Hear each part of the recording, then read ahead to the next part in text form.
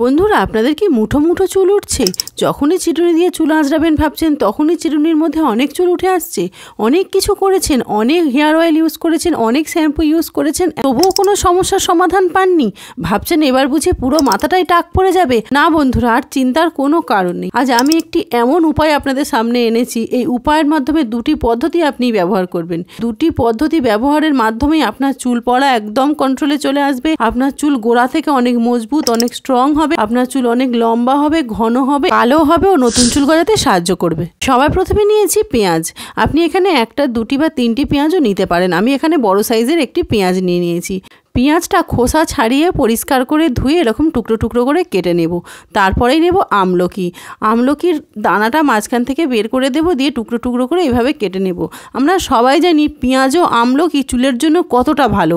এটা আমরা সবাই জানি। পেঁয়াজও চুল পড়া বন্ধ করতে এবং নতুন চুল গজাতে ভীষণভাবে সাহায্য করে, আর আমলকিও চুল পড়া বন্ধ করতে এবং নতুন চুল গজাতে, খুশকি দূর করতেও ভীষণভাবে সাহায্য করে।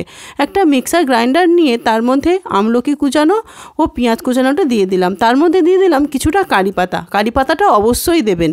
এবং তার মধ্যে দিয়ে দিলাম 2 চামচ মেথি। এবার আমরা এটাকে একটা সুন্দর পেস্ট বানিয়ে নেব। কারি পাতা চুল কালো করে এবং চুল ঘন করে, নতুন চুল গজাতে, চুল পড়া রোধ করতে ভীষণভাবে সাহায্য করে। দেখুন বন্ধুরা, আমার এখানে সুন্দর একটি পেস্ট তৈরিও হয়ে গেছে। এবার একটা ছাঁকনির সাহায্যে দিয়ে আমি পেস্টটা সুন্দর করে ছেঁকে নেব। অ্যাকচুয়ালি এখানে আমাদের জুসের প্রয়োজন। এরকম চেপে চেপে চামচের মধ্যে দিয়ে আমরা রসটা বের করে নেব। তবে ওই এক্সট্রাক্টটা কিন্তু ফেলবেন না, ওটাও আমাদের একটা কাজে আসবে। তাই পুরো ভিডিওটা অবশ্যই দেখতে থাকুন। এরপরে এর মধ্যে দিয়ে দিন 2টি vitamin E capsule. Vitamin E capsule কিন্তু চুলের জন্য ভীষণ ভালো। বিশেষ করে যাদের আনহেলদি চুল, উস্কো খুস্কো চুল, চুলের মধ্যে কোনো ভলিউম নেই, চুল একদম আনম্যানেজেবল, তারা কিন্তু অবশ্যই 2টি EVN 400 ক্যাপসুল এখানে অ্যাড করবেন। সুন্দর করে চামচের সাহায্যে মিশ্রণটা মিশিয়ে নেবেন। তারপর একটি কটন বলের সাহায্যে চুলের সিঁথি কেটে কেটে সুন্দরভাবে লাগিয়ে নেবেন। স্ক্যাল্পে সুন্দরভাবে লাগিয়ে নেবেন। এমনভাবে লাগাবেন যাতে পুরো মাথার স্ক্যাল্পে এই জুসটি সুন্দরভাবে স্প্রেড করে যায়। তারপর দেখবেন এর ম্যাজিক। আপনার প্রথমবারেতেই, সপ্তাহে একবার এটি ইউজ করবেন।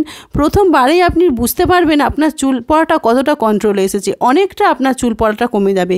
আর যখন আপনি এটি কন্টিনিউ ইউজ করবেন তখন তো আপনার চুল পড়া একদম কমে যাবে এবং নতুন চুল গজাতেও সাহায্য করবে। তো তাই না বন্ধুরা, চুলের গোড়া কিন্তু মজবুত হবে এবং চুল ঘনও হবে। আমি তো ভীষণভাবে উপকৃত হয়েছি, তাই তো আপনাদের সঙ্গে শেয়ার করলাম। আমারও বেশ কিছুদিন ধরে হেয়ার ফল হচ্ছিল।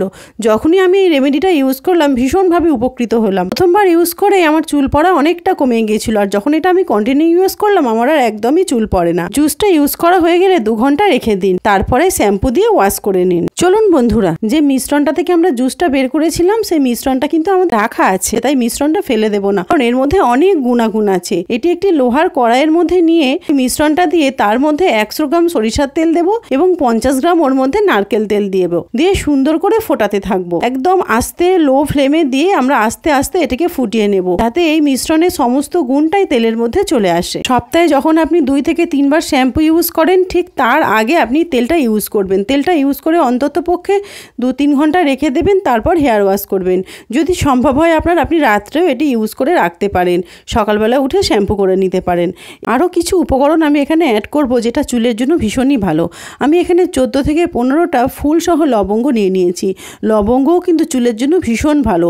এবং নিয়েছি 1 চামচ পরিমাণ কালো জিরে, যা চুলকে কালো রাখতে ভীষণভাবে সাহায্য করবে। চুলের কালো রংটা ধরে রাখবে ন্যাচারালভাবে। সুন্দরভাবে আস্তে আস্তে এটি ফুটতে থাকবে, একদম জোরে জাল দেবেন না, তাহলে কিন্তু পুড়ে যেতে পারে। তেলটা আমাদের সুন্দর করে আস্তে আস্তে ফোটাতে হবে, যাতে এই মিশ্রণের সমস্ত গুণাগুণটা তেলের মধ্যে চলে আসে, কিন্তু তেলটা পুড়ে না যায় সেদিকে লক্ষ্য রাখতে হবে। দেখুন কিছুক্ষণ ফুটিয়ে নেওয়ার পরই আমি একটু ঠান্ডা করতে দিয়েছি। ঠান্ডা করার পর তেলের রংটা দেখুন কি সুন্দর আসবে। ঠান্ডা হওয়ার পর আপনি একটা ছাঁকনির সাহায্যে ছাঁকতে পারেন। আমি এখানে একটা কাপড়ের সাহায্যে ছেঁকে নিচ্ছি। এভাবে যদি আপনি 2টি পদ্ধতি অবলম্বন করেন আপনার হেয়ার ফল কন্ট্রোলের জন্য, তাহলে আমি আর আপনাকে কিছু বলবো না। আপনি আমাকে কমেন্ট করে জানাবেন যে আপনি কতটা উপকৃত হলেন।